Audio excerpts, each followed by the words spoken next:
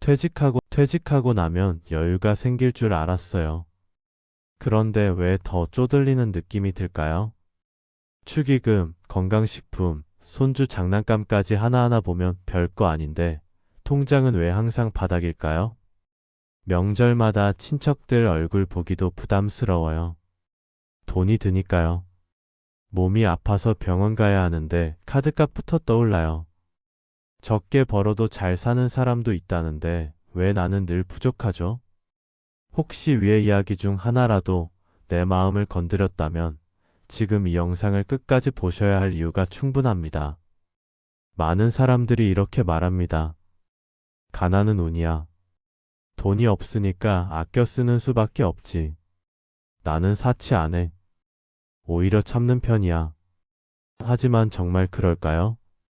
의외로 가난은 소득보다는 습관에서 비롯되는 경우가 많습니다. 특히 50대 이후 수입이 줄어드는 시기엔 그 습관 하나하나가 노후의 삶을 좌우하게 되죠. 지금까지 이건 어쩔 수 없어라며 당연하게 여겼던 소비들, 그게 실은 가난을 부르는 고리일 수도 있다는 사실 알고 계셨나요? 가난이라는 단어는 불편하고 듣기 싫고 자존심 상하는 말입니다. 하지만 우리는 그 단어를 피해 다닌다고 해서 진짜 가난에서 벗어날 수 없습니다. 오히려 정면으로 마주보고 그 원인을 알아차리는 것만이 진짜 변화를 만들어냅니다. 특히 나이 들어가는 지금 수입보다 지출이 더 중요한 시대를 살고 있습니다. 더 이상 많이 벌기보다 잘 쓰기가 삶의 질을 결정하죠. 문제는 우리가 쓰는 돈 대부분이 의식적이기보다 감정적이라는 데 있습니다. 이해할 수 없는 소비, 정작 나를 위한 건 아닌 지출, 무의식적으로 반복되는 습관. 그것들이 쌓이고 쌓여 결국 빈 지갑을 만들어내는 겁니다. 예를 들어볼까요? 사람들은 말합니다.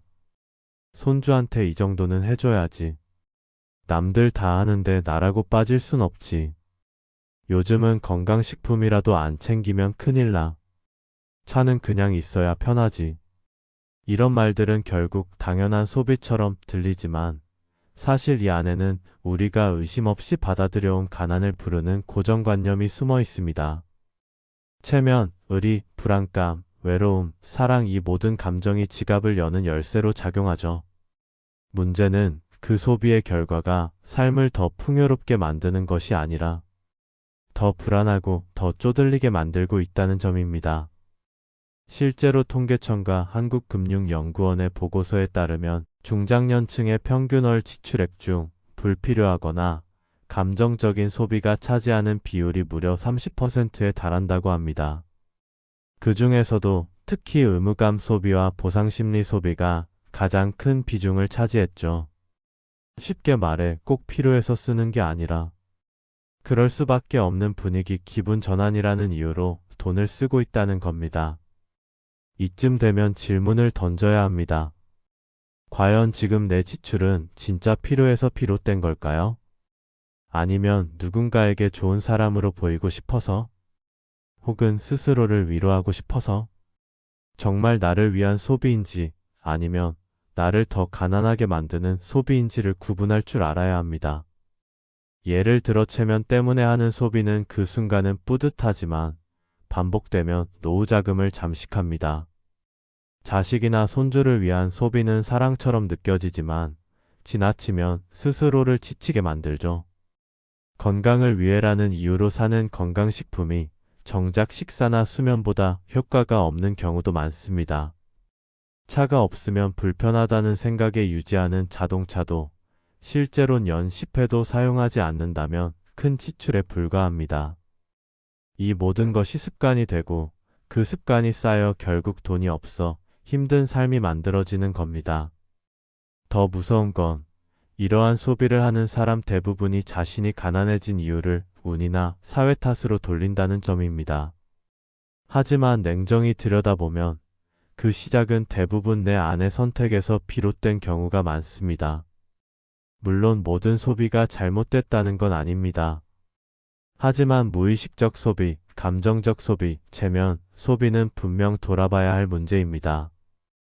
특히 요즘 같은 시대엔 과소비의 위험이 더 커졌습니다. 스마트폰 하나로 1분 안에 결제가 되고 알림 하나로 유혹받고 택배 상자 하나로 기분이 전환되는 지금 우리는 그 어떤 세대보다 쉽게 돈을 쓰는 시대를 살고 있습니다. 이 영상에서 다루게 될 7가지 소비는 모두 누구나 한 번쯤 겪었을 법한 사례이고 대부분이 이건 내 얘기 같아라고 느끼실 겁니다. 하지만 괜찮습니다. 중요한 건 몰랐던 걸 이제 알게 됐다는 점이고 알고 나면 바꿀 수 있다는 사실입니다. 오늘 이 시간을 통해 내 삶의 소비 습관을 다시 한번 점검해 보세요. 혹시라도 이건 나도 모르게 반복하던 행동이었네 싶은 부분이 있다면 지금이 그 고리를 끊어야 할 시점입니다. 가난은 단순히 돈에 많고 적음으로 결정되지 않습니다. 그보다는 어떤 선택을 반복했느냐에 따라 결정됩니다. 반복되는 선택을 바꾸면 결과도 바뀝니다. 지금부터 함께 살펴볼 9가지 소비 습관 하나하나가 나의 삶을 더 가볍게, 더 여유롭게 만들 열쇠가 될 수 있습니다. 특별한 기술이 없어도 많은 돈이 없어도 단지 내가 어떻게 쓰고 있는가를 자각하는 것만으로도 삶은 충분히 달라질 수 있습니다. 이 영상이 그런 시작이 되길 바랍니다. 그리고 영상이 도움이 되셨다면 구독과 좋아요, 알림 설정으로 더 많은 이야기와 함께 해주세요. 이제 본격적으로 가난한 사람들이 유독 빠지는 9가지 소비의 진짜 이유에 대해 함께 살펴보겠습니다. 체면이라는 이름의 지출, 진짜 나를 위한 소비일까요? 명절이 되면 고급 과일 세트를 주문하고 결혼식 청첩장이 날아오면 얼마를 넣어야 하나 계산부터 합니다. 오래 연락 없던 지인의 상가 소식을 듣고도 안 가면 예의가 아니지라는 생각에 바쁜 발걸음을 옮깁니다. 그런데 문득 이런 생각이 들 때가 있죠. 나는 대체 왜 이렇게까지 하는 걸까? 내 형편은 그리 넉넉하지 않은데 누구를 위해 이러는 걸까? 이 모든 소비의 공통점은 바로 체면입니다. 체면은 다른 사람의 시선을 의식해 자신을 다듬는 사회적 장치입니다.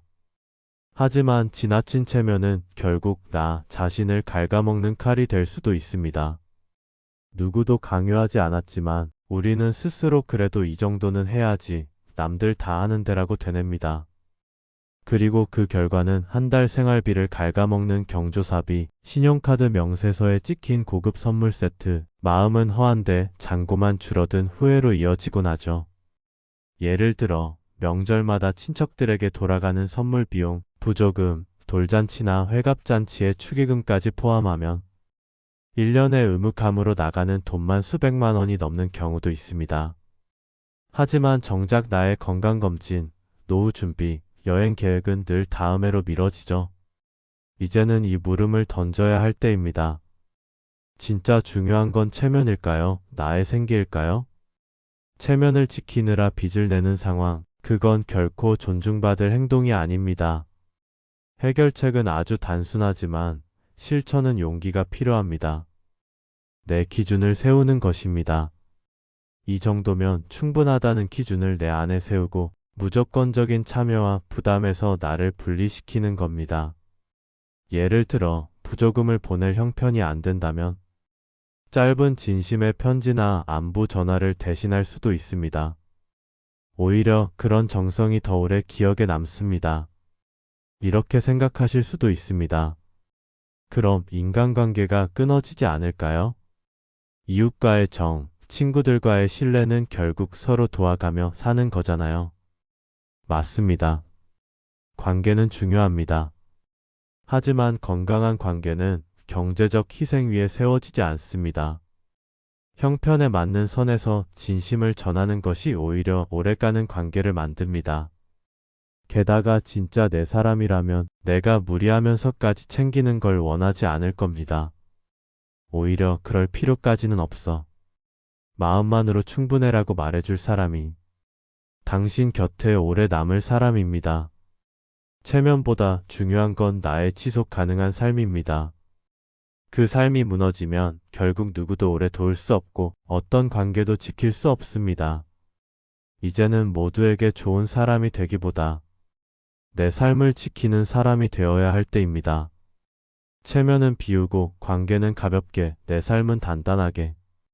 그게 지금부터 우리가 실천해야 할 지혜입니다. 자식과 손주를 위한 소비, 그건 정말 사랑일까요? 애들이 힘들다니까 그냥 지나칠 수가 없더라고요. 손주가 좋아하니까 비싼 장난감도 하나 사줬어요. 월세가 밀렸다길래 생활비 좀 보태줬죠. 이렇게 말하는 분들 정말 많습니다. 내 새끼, 내 피부치를 위한 지출은 왠지 아깝지 않고 오히려 기쁜 마음으로 지갑을 열게 되죠. 하지만 문득 이런 생각이 들 때가 있지 않나요? 나는 언제부터 이렇게 내 자신을 뒤로 밀었지? 노후를 준비한다는 말은 점점 나와는 상관없는 이야기가 돼가는데, 이 질문을 마주하게 되는 순간 우리는 다시 사랑의 의미를 돌아봐야 합니다. 부모가 자식에게 베푸는 건 당연하다고 생각되어 왔습니다. 특히 우리 세대는 내리사랑이라는 말을 곱씹으며 살아왔죠. 하지만 지금 시대는 다릅니다. 자식 세대 역시 치열한 삶을 살아가고 있고 부모 세대도 더는 여유롭지 않은 환경에서 하루하루를 살아갑니다. 그럼에도 불구하고 우리는 여전히 자식이니까, 손주니까 라는 이유로 지출을 반복하곤 합니다. 그런데 정말 이 소비가 자식과 손주에게 도움이 되고 있을까요? 혹시 도움이라는 이름으로 그들의 자립심을 지연시키고 있진 않을까요? 또한 이 소비가 반복되면 결국 내 노후가 무너지고 그 부담은 다시 자녀에게 돌아가는 역설적인 결과를 낳습니다. 결국 내가 잘 살아야 자식도 편해지는 겁니다. 예를 들어 어떤 어머니는 매달 자식의 전기세와 통신비까지 대신 내주며 본인은 치과 치료도 미루고 있었고, 한 할아버지는 손주를 위해 사준 고가의 태블릿 때문에 당장 필요한 약값을 카드로 돌려 막아야 했습니다. 이건 사랑이 아니라 희생을 넘어선 손해입니다. 그렇다면 대안은 무엇일까요? 돈으로 도와주는 사랑에서 함께해주는 사랑으로 방향을 바꾸는 겁니다. 손주에게는 비싼 선물 대신 함께 공원에서 산책하거나 동화를 읽어주는 시간을, 자녀에게는 생활비 대신 삶의 지혜나 조언, 정서적 지지를 나누는 시간을 선물하는 거죠. 도움을 주는 방식이 꼭 금전일 필요는 없습니다. 그리고 자식들도 부모가 너무 힘들게 살아가며 주는 도움을 결코 편하게 받지 못합니다. 오히려 부모가 노후를 건강하고 당당하게 살아가는 모습을 통해 더 큰 배움을 얻고 더 깊은 존경을 느낄 수 있습니다. 이제는 사랑의 방향을 바꿔야 할 때입니다. 무조건 주는 사랑보다 서로의 자립을 지켜보는 성숙한 사랑, 돈 대신 마음을 나누고 선물 대신 시간을 함께하는 사랑, 그게 지금 우리에게 더 필요한 모습일지 모릅니다. 지갑을 열기 전 한 번만 더 생각해 보세요. 이게 정말 필요한 지출일까? 그리고 내가 행복하지 않은 사랑은 진짜 사랑일 수 있을까? 텅 빈 거실, 조용한 집, 그리고 충동구매. 이 세 가지는 은근히 자주 함께 등장합니다. 집에만 있으니까 괜히 뭘 사고 싶어지더라고요. 택배 박스를 뜯을 때만큼은 기분이 좀 살아나요.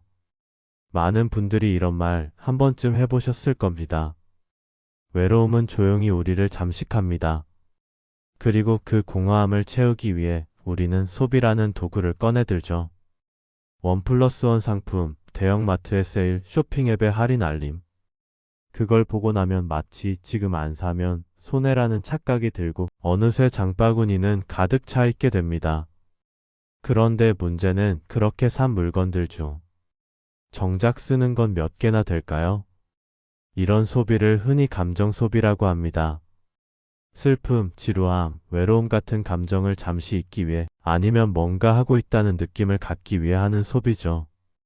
하지만 그 결과는 단순합니다. 통장은 점점 얇아지고 집 안에는 쓰지도 않는 물건들만 쌓여갑니다.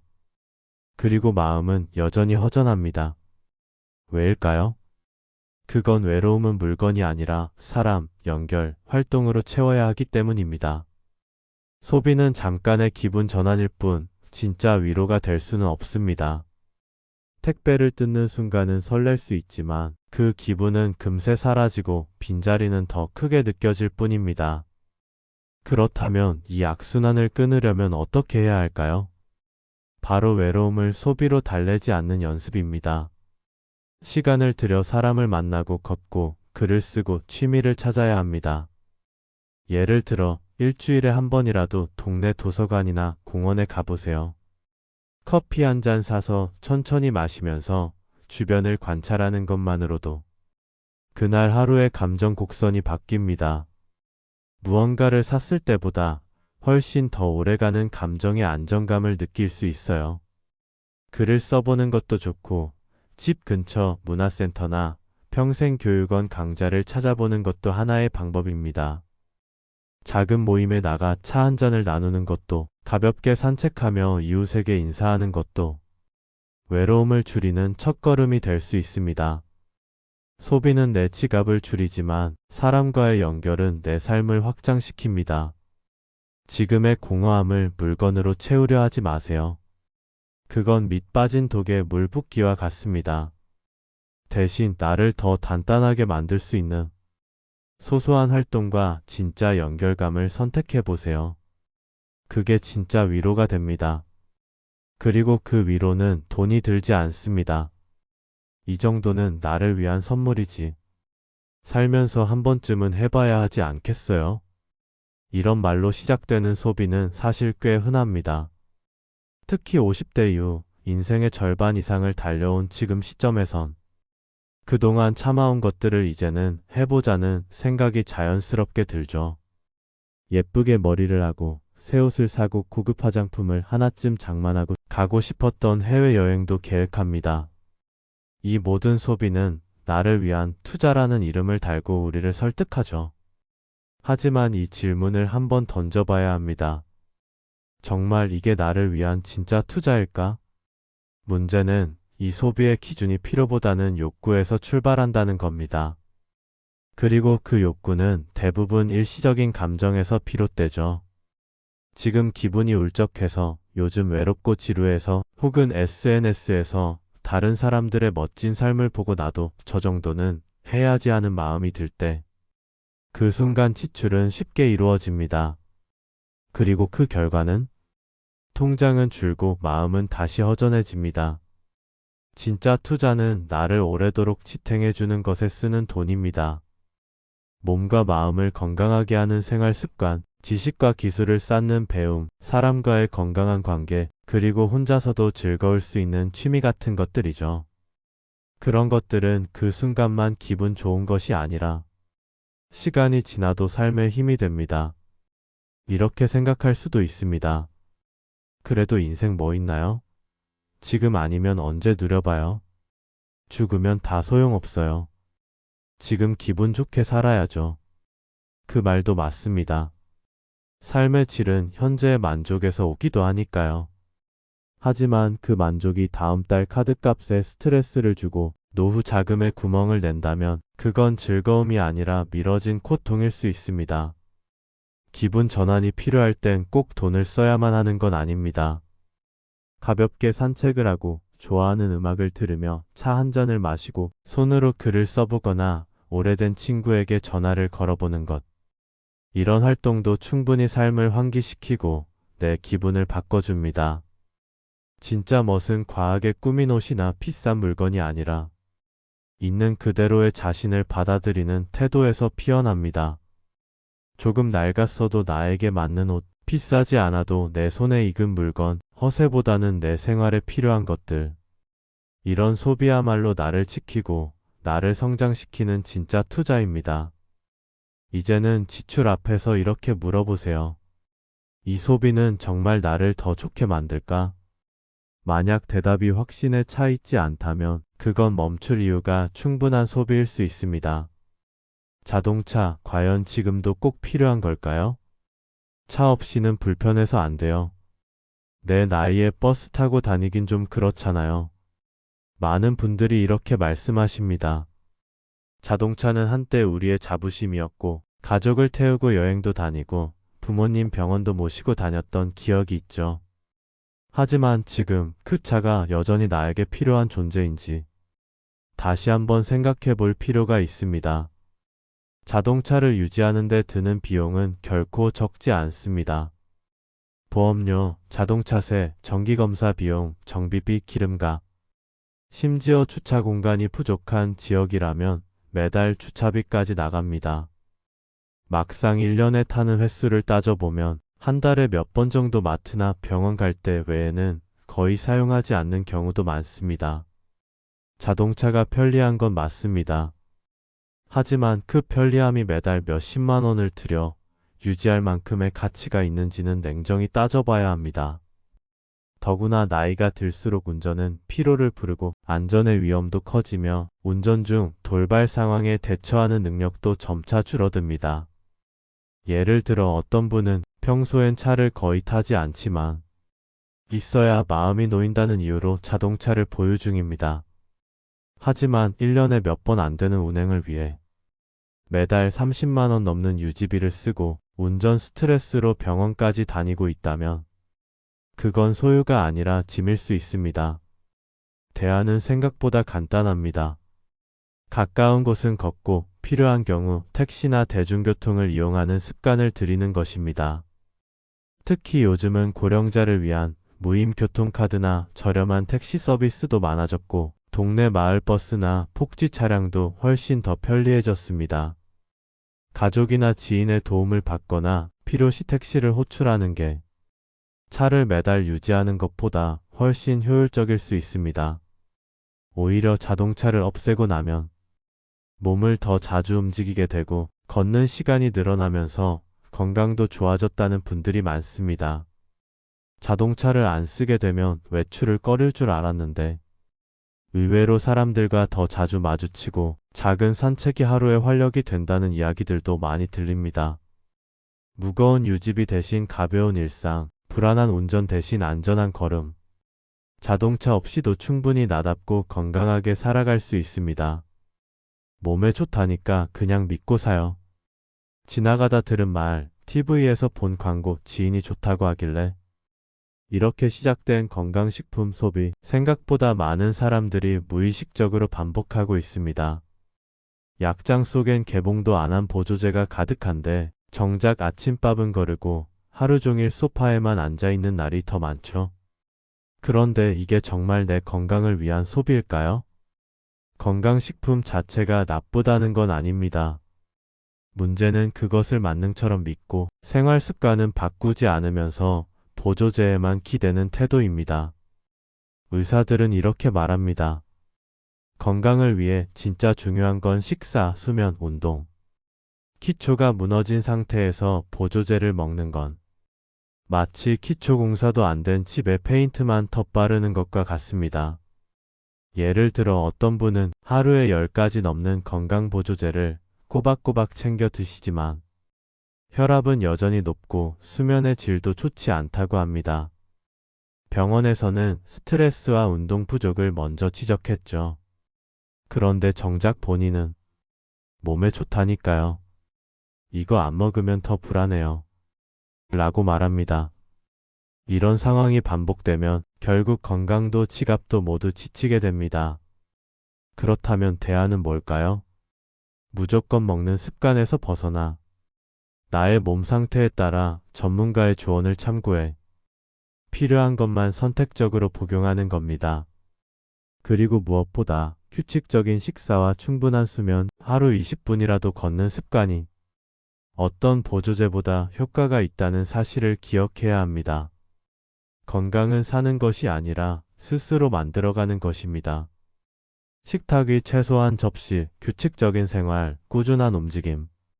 이 세 가지가 건강의 가장 기본이자 핵심입니다. 맹신하지 마세요. 광고보다 내 몸의 신호에 귀 기울이고 비싼 약보다 나의 습관을 먼저 돌아보는 지혜. 그게 진짜 건강을 위한 시작입니다. 노후에는 돈을 벌기보다 지키는 일이 더 중요해집니다. 그런데 많은 사람들이 노후 재정을 다룰 때 절제보다 한방을 선택하곤 합니다. 퇴직금, 연금, 적금 해지한 목돈을 위험한 투자에 넣었다가 손해를 보는 일이 생각보다 많습니다. 요즘엔 은행 이자가 너무 낮잖아요. 가만히 놔두면 손해 같아서요. 이런 이유로 주식, 코인, 고수익 부동산 등에 투자했다가 평생 모은 돈을 한순간에 날리는 사례도 심심치 않게 들립니다. 실제로 금융감독원 통계에 따르면 최근 3년간 60대 이상 투자자 중 손실 경험 비율이 40대보다 2배 이상 높다고 합니다. 이유는 단순합니다. 준비 없는 투자, 누군가의 말만 듣고 결정한 투자, 그리고 지금 아니면 늦는다는 불안이 만든 충동적인 선택 때문입니다. 노후엔 수입이 제한적이기 때문에 한 번의 실수가 회복 불가능한 충격으로 돌아올 수 있습니다. 그렇기에 노후 재정에서 가장 먼저 필요한 건 절제입니다. 절제란 안 쓰는 게 아니라 쓸 곳과 쓰지 말아야 할 곳을 구분하는 힘입니다. 무조건 참는 것도 무조건 투자하는 것도 아닙니다. 지출을 조절하고 소비를 계획하며 나의 자산 흐름을 꾸준히 확인하는 습관이 가장 확실한 재테크입니다. 예를 들어 자녀 혼수나 결혼자금, 집 수리나 큰 지출이 예정되어 있을 경우 미리 계획을 세워 조금씩 나눠 준비해야 하지 한 번에 목돈을 쓰고 나면 예상치 못한 병원비나 생활비에 큰 타격을 받을 수 있습니다. 진짜 노후의 안정은 절제된 소비, 꾸준한 관리, 그리고 불필요한 지출을 줄이는 데서 시작됩니다. 돈은 쓰는 것보다 아끼는 게 어렵고 아끼는 것보다 더 어려운 건 잘 쓰는 것입니다. 지금 내 자산을 어떻게 지키고 있는지 정기적으로 확인하고 조절하는 습관을 가지세요. 그 습관이 노후의 불안을 줄이고 가장 나다운 삶을 지켜줄 든든한 울타리가 될 것입니다. 가난은 단지 돈이 없어서 생기는 게 아닙니다. 되풀이되는 소비 습관, 무심한 결제, 그리고 누구에게도 말하지 못한 마음의 허기에서 시작되는 경우가 많습니다. 오늘 우리가 함께 살펴본 7가지 소비는 모두 선한 마음에서 비롯된 것들이었습니다. 체면을 지키고 싶어서, 자식과 손주에게 더해주고 싶어서, 마음을 달래고 싶어서, 조금이라도 멋있게 살고 싶어서, 그리고 노후를 준비해보고 싶다는 불안 속에서 나온 선택들이었죠. 하지만 그 소비들이 반복될수록 우리는 오히려 더 불안해지고 통장은 가벼워지고 삶은 점점 쪼그라듭니다. 이제는 멈춰서 물어야 합니다. 지금 이 소비는 정말 나를 위한 것일까? 이 지출은 내 삶을 더 좋게 만들고 있을까? 그리고 나는 지금 내 삶의 주인으로 살고 있는가? 삶을 단단하게 만드는 건 돈이 아니라 태도입니다. 내가 어디에 돈을 쓰고 무엇을 위해 아끼고 어떤 기준으로 선택하느냐에 따라 노후의 모습은 완전히 달라질 수 있습니다. 지금부터라도 늦지 않았습니다. 한 달에 단 한 번의 소비라도 점검해 보세요.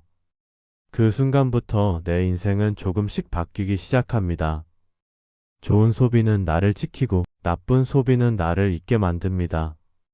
오늘 이 영상이 당신이 더 단단하고 지혜로운 삶을 선택하는 작은 출발점이 되길 바랍니다. 이 영상이 도움이 되셨다면 구독과 좋아요, 알림 설정도 부탁드립니다. 앞으로도 함께 지혜를 나누는 이야기 지속적으로 전해드리겠습니다. 당신의 다음 소비는 가볍지만 후회 없는 선택이 되길 바랍니다. 지금까지 함께 해주셔서 고맙습니다.